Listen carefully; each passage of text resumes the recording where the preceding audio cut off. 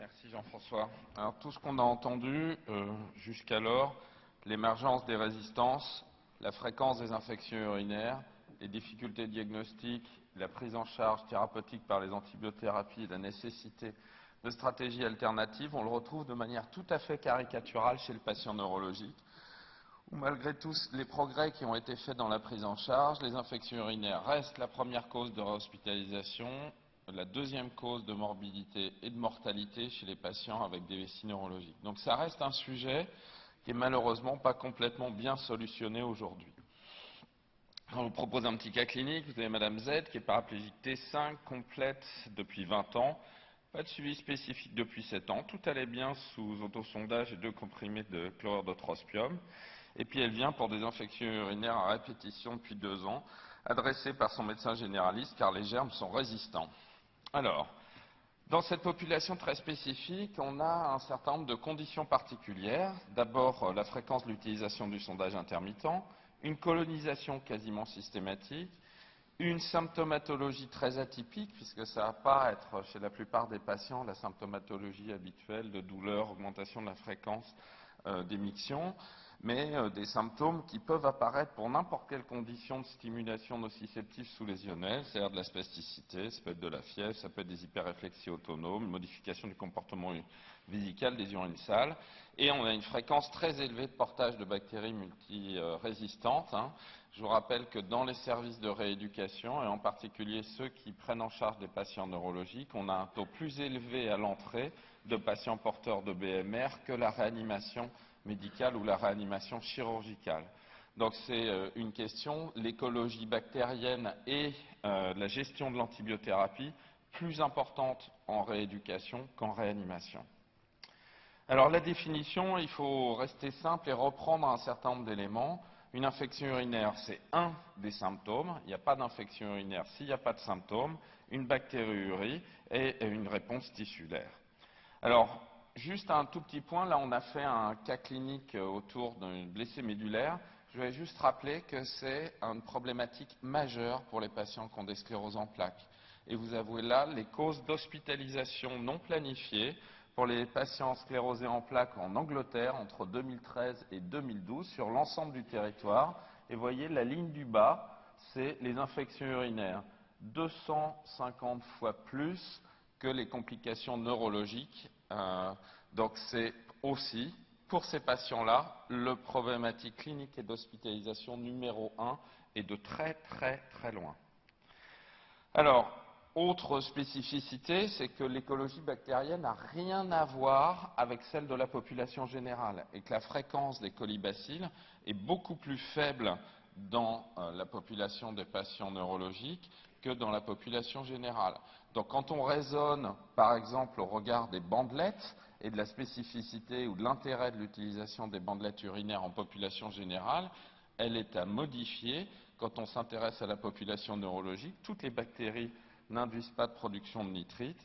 Et vous voyez que là, ici, par exemple, dans une étude qu'on avait fait, on avait comparé 200 patients hommes sous autosondage avec des symptômes ou sans symptômes. Vous voyez que dans les colibacilles, à 33% dans le groupe symptomatique, et puis après, toutes les autres entérobactéries qu'on peut retrouver dans cette population spécifique. Ce n'est pas les 85 ou 90% qu'on a en population générale. Alors, est-ce que les seuils ont un intérêt? Vous avez vu qu'en population générale, on les a beaucoup diminués pour passer à 10 puissance 3. Chez le patient neurologique, symptômes ou pas symptômes, et quel que soit le type de symptômes, les seuils de bactériurie et de leucocyturie n'ont strictement aucune valeur. Donc la bandelette n'a strictement aucun intérêt. La seule chose qui compte, c'est que si vous avez des symptômes et une hypothèse clinique d'infection urinaire, c'est d'avoir le germe et l'antibiogramme. Étant donné la fréquence de résistance, c'est extrêmement important dans cette population spécifique. Et il y a là une dérive liée à l'autoprescription d'antibiothérapie sans ECBU, qui est un des facteurs d'acquisition des germes multirésistants dans cette population particulière. Alors, dernier point de difficulté, c'est que très souvent les patients viennent chez le médecin généraliste ou viennent à vos consultations en vous disant « j'ai une infection urinaire, il faut me traiter ». Et quand on regarde dans cette étude absolument passionnante qui se faisait sur des critères qui étaient des critères très durs, c'est-à-dire qu'ils considéraient qu'il n'y avait pas d'infection urinaire si le CBU était stérile. Donc c'est rare quand même comme condition chez les patients neurologiques. 147 patients, 39% des patients pensent avoir une infection urinaire qui en fait n'en est pas parce que les urines sont stériles et parce qu'on retrouve une autre cause. Donc considérer que le patient se connaît mieux et que donc est un très bon outil à l'aide au diagnostic de l'infection urinaire dans la population des patients neurologiques, c'est entièrement faux pour au moins un patient sur deux, et donc il faut penser à les réexaminer parce qu'il peut y avoir plein d'autres causes pour cette modification symptomatique qu'on retrouve. Alors, qu'est-ce qu'il faut faire quand il y a des vraies infections urinaires symptomatiques? La première chose, c'est de vérifier que ce sont bien des infections urinaires symptomatiques, parce qu'il y a une dérive de pratique dans la vie quotidienne, qui est l'ECBU mensuel, l'ECBU toutes les 3 semaines fait par le médecin généraliste, le contrôle des ECBU, etc., qui amène à une surprescription d'antibiothérapie sans qu'il n'y ait jamais eu le moindre symptôme. Ça, c'est un premier point. Le deuxième point, c'est qu'il existe un certain nombre de facteurs de risque d'infection urinaire et qu'il faut s'attacher à les rechercher avant de mettre en route un traitement antibiotique préventif pour corriger les facteurs de risque tout à fait spécifiques. Alors, le mode mictionnel, c'est évidemment un facteur de risque extrêmement important. Et vous savez que les patients qui sont en drainage permanent, en particulier la sonde Admer, c'est un facteur de risque majeur. Mais il y a bien d'autres facteurs de risque. Il y a les pressions élevées, l'existence d'un reflux, le fait de faire un certain nombre d'examens invasifs, le fait d'être tétraplégique, le fait d'avoir une indépendance fonctionnelle faible. Tous ces éléments-là sont des facteurs de risque, ainsi que les lithiases, la fréquence basse des sondages intermittents et les volumes élevés. Donc on va rechercher ces facteurs de risque de manière systématique pour les corriger avant de commencer les stratégies préventives. Et je vous propose là une liste d'examens complémentaires. Le catalogue mictionnel en premier pour vérifier les volumes et la fréquence. L'uroscanner pour éliminer les lithiases. Le bilan urodynamique pour vérifier le régime de pression. La cystoscopie, on en a déjà parlé tout à l'heure, parce que ça peut être une source de déséquilibre de l'appareil vésico-sphinctérien d'avoir un cancer de vessie faussement traité comme étant des infections urinaires. Et puis la clairance pour dépister l'insuffisance rénale qui modifierait l'utilisation des antibiotiques. C'est une condition qui est potentiellement fréquente dans cette population, que ce soit les blessés médulaires ou les scléroses en plaques. Alors si tout est négatif, il y a une stratégie possible, qui est la seule actuellement recommandée dans les stratégies de l'European Urological Association, même si le niveau de preuve est aujourd'hui insuffisant, mais on attend toujours les résultats du PHU, n'est-ce pas Aurélien, qui était le PHRC, donc un certain nombre d'équipes ici ont participé, qui comparait 2 stratégies antibiotiques en crossover, dont une était le cycling antibiotique. Donc l'objectif, c'est une prise unique hebdomadaire alternée de 2 antibiotiques, c'est-à-dire un dimanche un antibiotique, le dimanche d'après un autre antibiotique.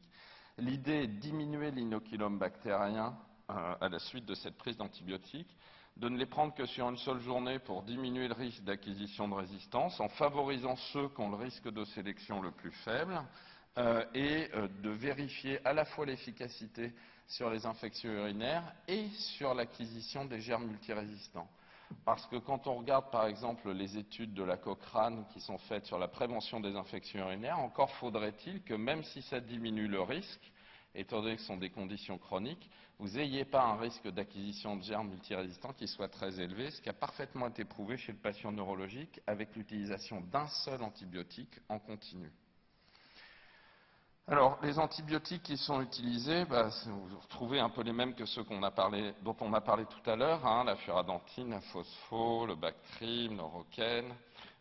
Auparavant, à l'inclusion de cette étude, il y avait un pourcentage d'infection qui était très élevé. Vous voyez, 9,4 versus 1,80 sous antibiotiques, des infections fébriles qui diminuent de manière très importante.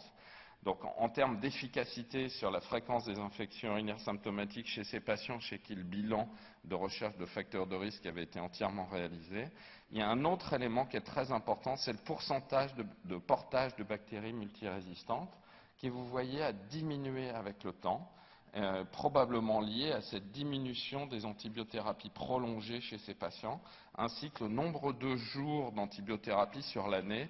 On est passé de 111 à 56 dans le groupe des patients sous cycling antibiotique.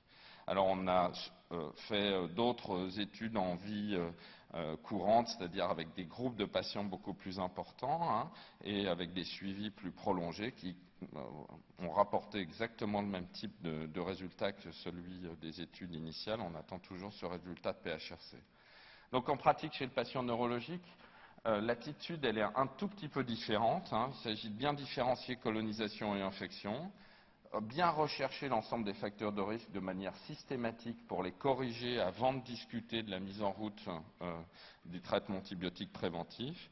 Et si le bilan est négatif, on commence à mettre en route un traitement préventif par cycling antibiotique pour à la fois améliorer l'efficacité thérapeutique et pour diminuer le risque d'acquisition de bactéries multirésistantes.